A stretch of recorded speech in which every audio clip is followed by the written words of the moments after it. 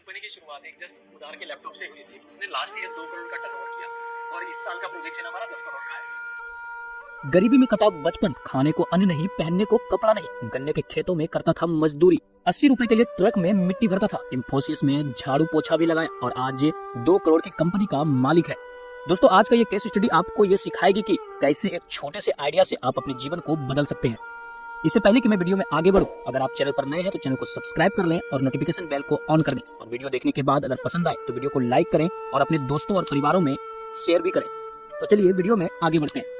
दोस्तों, ये कहानी है दादा साहेब भगत की, जो कि पुणे से करीब 200 किलोमीटर दूर महाराष्ट्र के एक छोटे से जिले बेड़ का रहने वाला है और ऐसे गांव से आते हैं जहां की पथरीली जमीन, पहाड़ों के बीच बसा गांव, जहां खेती बाड़ी के नाम पर कुछ भी नहीं, पेट पालने के लिए दीवार जोड़ना, कुएं खोदना, गन्ने काटना, मजदूरी जैसे कामों का सहारा था।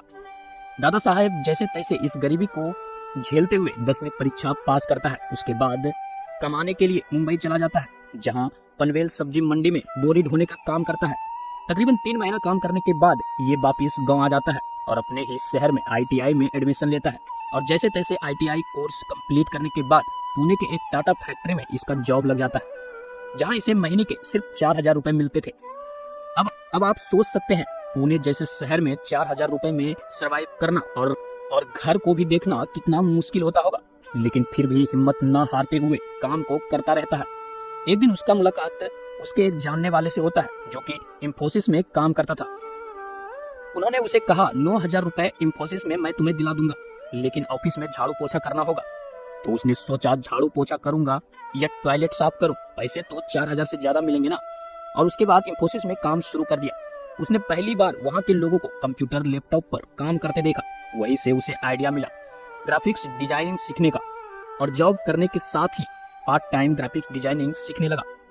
जब उसने पूरी तरीके से ग्राफिक डिजाइनिंग सीख लिया तब उसने जॉब छोड़ने का फैसला लिया। लेकिन उसके इस फैसले से घर वाले नाराज थे। इसके बावजूद उसने जॉब छोड़ दिया। और घर वाले भी नाराज क्यों ना हो, घर में बहन की शादी, सिर पर कर्ज का बोझ, और ऐसे में जॉब को छोड़ना, घर वालों का थोड़ा नाराज होना तो स्वाभाविक है। जॉब छोड़ने के बाद मुंबई की एक ग्राफिक्स कंपनी के साथ काम करने लगा। इसी दौरान ग्राफिक्स टेम्पलेट के अलग अलग फॉर्मेट जैसे VFX, मोशन ग्राफिक्स, इन चीजों को सीखना शुरू किया। करीब 3 साल तक सब ऐसे ही चलता रहा। 2015 की बात है। एक दिन उसका एक्सीडेंट हो जाता है और वो बेरोजगार हो जाता है, क्योंकि डॉक्टर ने उसे समझ नहीं आ रहा था कि अब क्या करे। उसको एक दिन एक आइडिया आया। उसके एक दोस्त के पास एक लैपटॉप था जो कि ऐसे ही घर पर पड़ा रहता था। तो उसने उसका लैपटॉप कुछ दिनों के लिए ले लिया और उसी लैपटॉप से कुछ ग्राफिक्स टेम्पलेट बनाकर वेबसाइट पर बेचने लगा। और कुछ ही महीने बाद इसे इस प्लेटफॉर्म से अच्छा खासा कमाई होने लगा। यहीं से उसे फिर से एक आइडिया आया अपनी खुद की कंपनी शुरू करने का। और फाइनली उसने डिजाइन टेम्पलेट नाम से एक कंपनी बनाई, जो कि इंडियन कल्चर के मुताबिक मोशन ग्राफिक्स 3D टेम्पलेट बनाने लगा। उधारी के लैपटॉप से शुरू हुई कंपनी और आज 2 करोड़ का टर्न और 40 से ज्यादा लोग इस कंपनी में काम कर रहे हैं। और इनका टारगेट है अगले कुछ सालों में 1000 लोगों को रोजगार देने का। तो दोस्तों, हिम्मत हारने से कुछ नहीं होता। फिलहाल में आपको जो भी काम मिल रहा है उस काम को आप करते रहिए। काम करते करते ऑब्जर्व कीजिए अपने आसपास, कोई आइडिया आपके दिमाग में आएगा और वो आइडिया आपकी जिंदगी को बदल सकता है। जैसे कि इसको ग्राफिक्स डिजाइनिंग सीखने का आइडिया आया और उसी से आज ये अपनी जिंदगी को बदला है और आज 2 करोड़ की कंपनी खड़ी कर दी है। तो चलिए दोस्तों मिलते हैं फिर से एक नई वीडियो के साथ। तब तक के लिए जय हिंद, जय भारत।